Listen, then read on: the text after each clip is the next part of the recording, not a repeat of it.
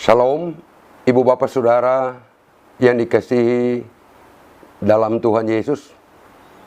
Sebelum kita merenungkan firman Tuhan, mari kita tunduk sejenak dalam doa. Kita berdoa. Tuhan Yesus, pada saat ini kami mau membaca Alkitab, belajar dari dalamnya, merenungkan firman-Mu. Kami memohon kiranya kuasa Roh Kudus Tuhan terus mengarahkan kami sehingga kami mengerti firman-Mu yang menjadi penuntun hidup kami di dunia ini. Berfirmanlah Engkau ya Kristus Yesus, firman kehidupan. Kami siap untuk mendengarkan firman-Mu. Kepadamu kami berdoa. Amin. Ibu Bapak Saudara yang dikasihi Tuhan, pembacaan Alkitab pada kesempatan ini terambil dari Injil Markus pasal 9 ayat 2 sampai 13. Injil Markus 9 ayat 2 sampai 13. Demikian bunyi firman.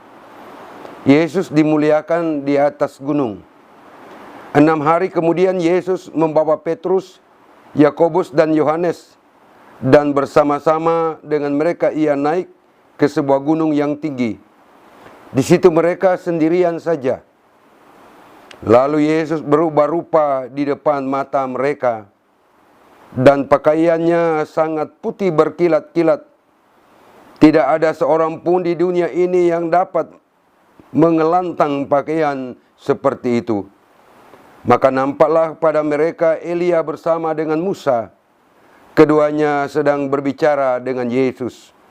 Kata Petrus kepada Yesus, "Rabi, betapa bahagianya kami berada di tempat ini. Baiklah kami dirikan 3 kemah, 1 untuk engkau, 1 untuk Musa, dan 1 untuk Elia." Ia berkata demikian sebab tidak tahu apa yang harus dikatakannya karena mereka sangat ketakutan. Maka datanglah awan menaungi mereka, dan dari dalam awan itu terdengar suara, "Inilah anak yang kukasihi, dengarkanlah dia." Dan sekonyong-konyong waktu mereka memandang sekeliling mereka, mereka tidak melihat seorang pun lagi bersama mereka, kecuali Yesus seorang diri.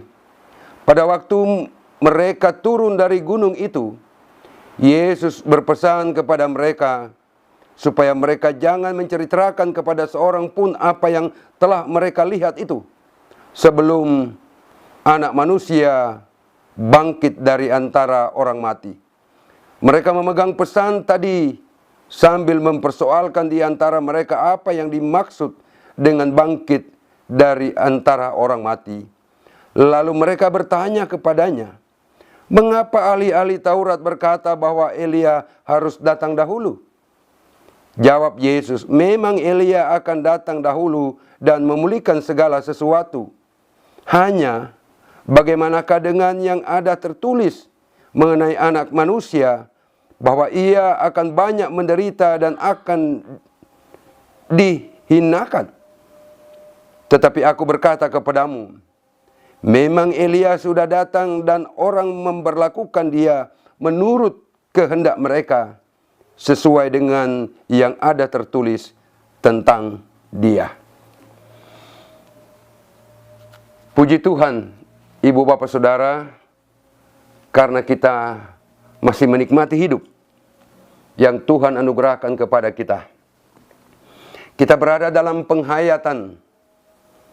Kita menghayati penderitaan Kristus bagi kita, bagi orang-orang yang beriman, bagi orang-orang yang percaya. Bacaan kita menyampaikan kepada kita tentang sebuah proses Yesus dimuliakan. Ia memanggil murid-muridnya, tepatnya ada 3 orang murid dalam bacaan kita, Petrus, Yakobus, dan Yohanes dipanggil untuk menemani dia naik di sebuah gunung tinggi. Dan di atas gunung yang tinggi itu, proses Yesus dimuliakan terjadi. Wajahnya berubah, pakaian putih mengkilat tak terbandingi. Itu yang dilihat oleh para murid. Para murid melihat Yesus bercerita dengan Musa dan Elia. Di saat Yesus dimuliakan, ada rasa bahagia, ada rasa sukacita yang dialami oleh para murid yang mengikutinya.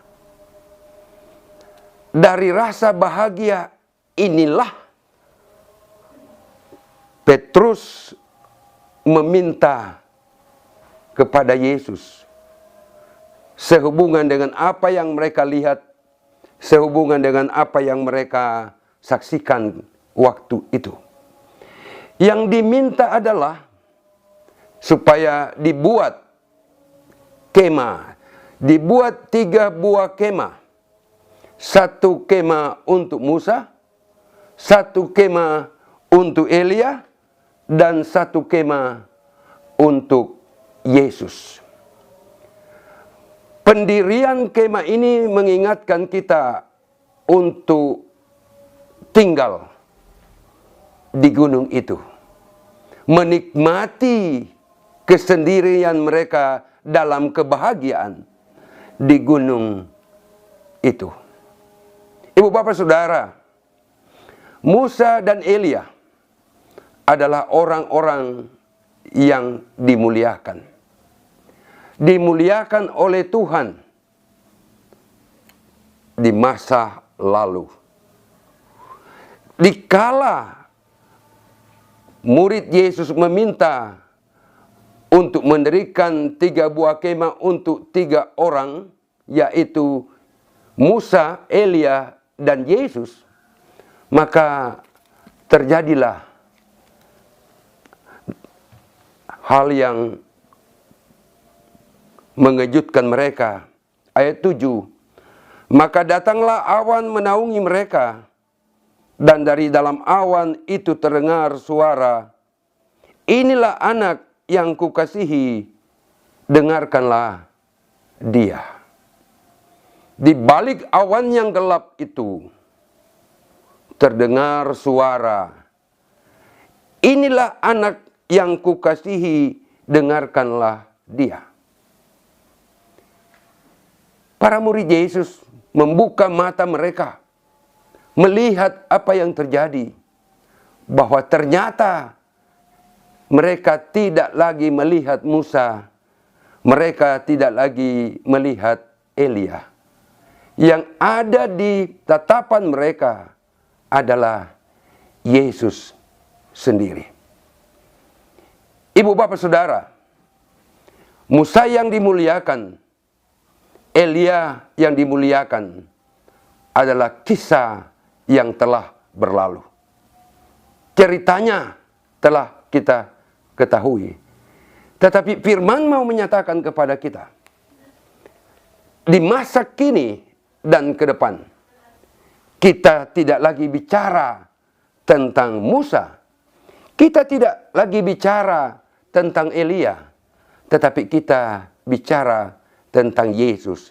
Yesus yang dilihat oleh para murid, Yesus yang diberitakan oleh satu suara,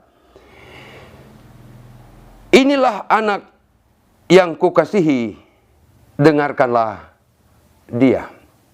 Seperti nostalgia. Jujur saja bahwa kita tidak mampu melupakan nostalgia. Dan memang tidak perlu dilupakan. Yang berbahaya bukan soal mengingat nostalgia. Yang berbahaya adalah kembali kepada nostalgia. Cerita tentang nostalgia telah berlalu. Cerita yang ada sekarang adalah orang yang ada di samping kita. Cerita tentang Musa telah berlalu. Cerita tentang Elia telah berlalu. Yang ada di hadapan kita kini adalah cerita tentang Yesus. Yesus yang mengasihi, Yesus yang menyayangi, Yesus yang menebus kita, dan Yesus yang menyelamatkan kita. Dikala kita berduka, Dia yang memberi penghiburan. Dikala kita dalam kelemahan, Dia beri kekuatan. Dikala kita dalam keputusasaan, Dia beri kita kepastian tentang hidup. Sadarlah para murid bahwa mereka tidak melihat Musa lagi. Mereka tidak melihat Elia lagi. Yang mereka lihat adalah Yesus. Konsep membangun kemah atau membuat kemah tidak lagi.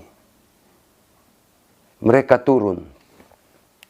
Mereka turun dari gunung itu. Ayat 9.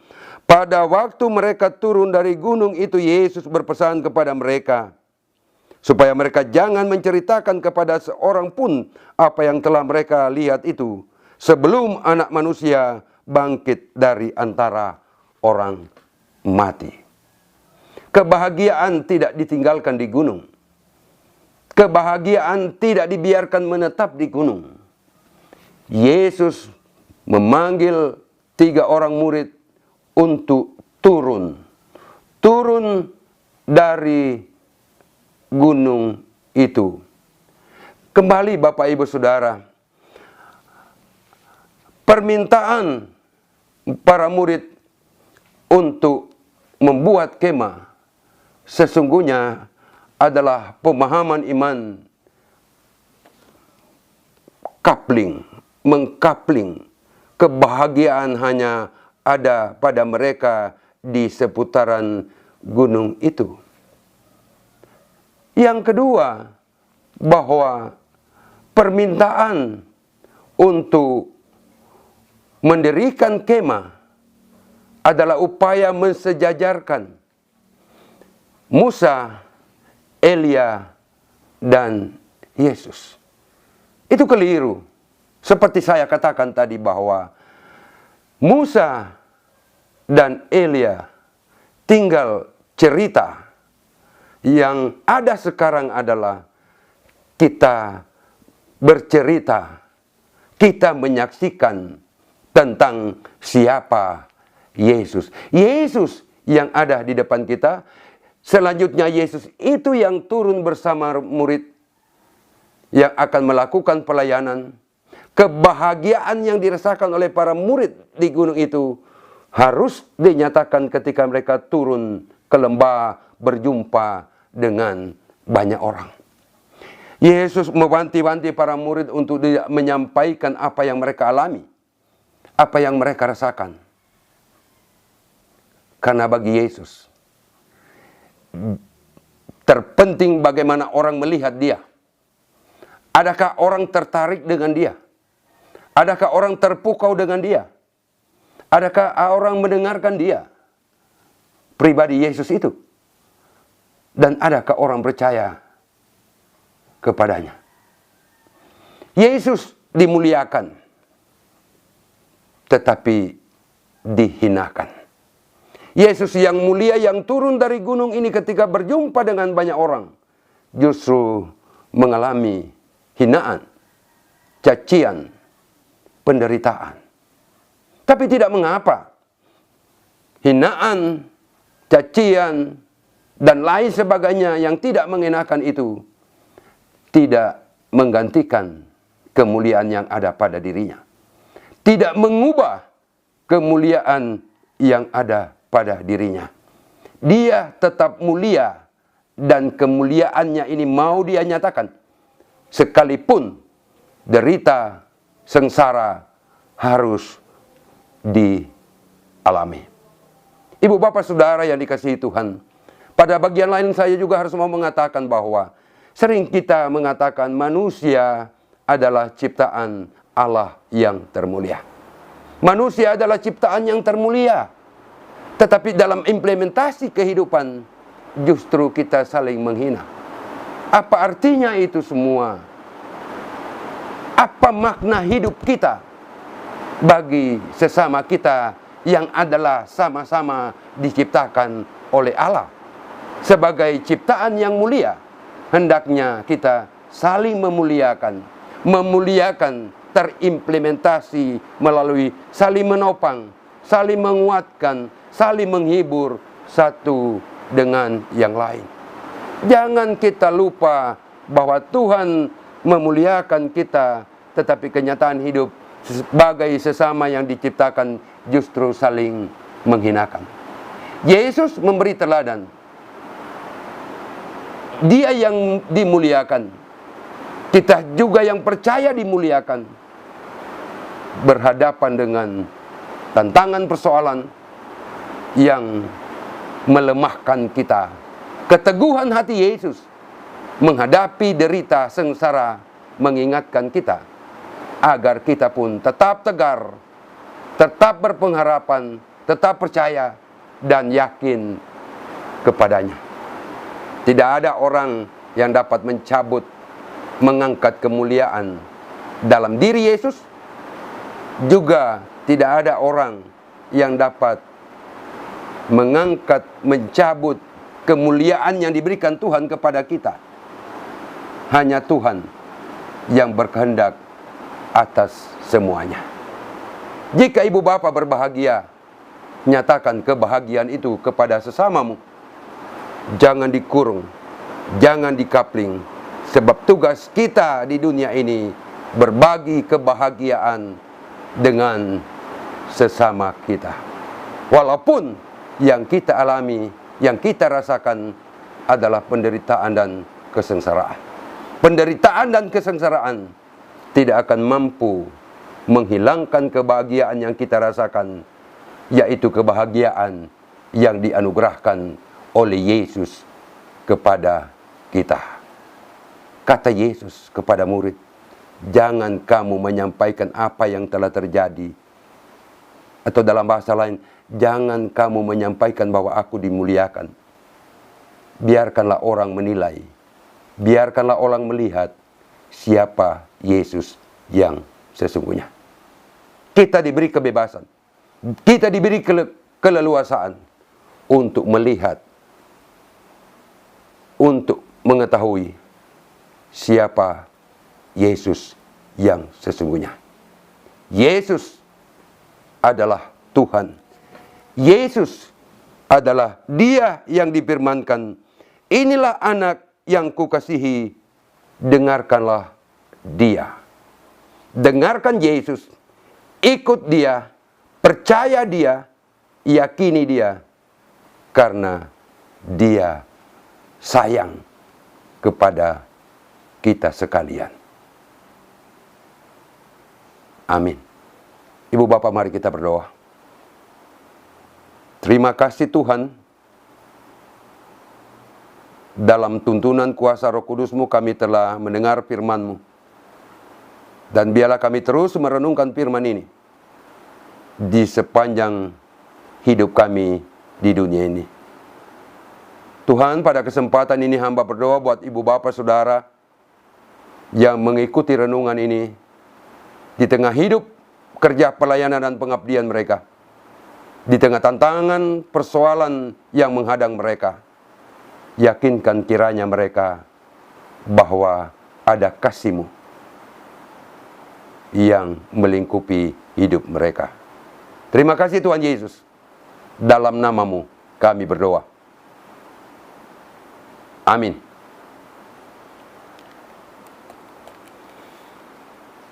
Terima kasih dan Tuhan memberkati ibu bapak sekalian. Shalom.